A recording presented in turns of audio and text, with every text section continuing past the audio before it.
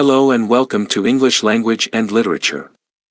Today, we're going to talk about two words that often get confused, monogram and monograph. Both of these words sound similar, but they have very different meanings. Let's start with monogram. A monogram is a design consisting of two or more letters, usually the initials of a person's name, interwoven or combined in some way. Monograms are often used as a form of personal identification, for example, on a shirt cuff or a piece of stationery.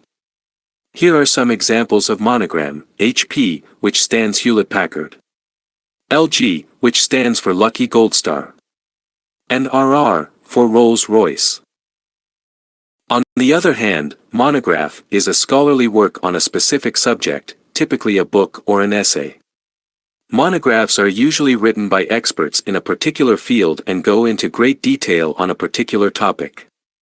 They are often used as reference material in academic research. Here's an example of a monograph, The Theory of Relativity, by Albert Einstein. So, to sum it up, a monogram is a design made up of letters, usually someone's initials, while a monograph is a scholarly work on a specific topic, typically a book or an essay.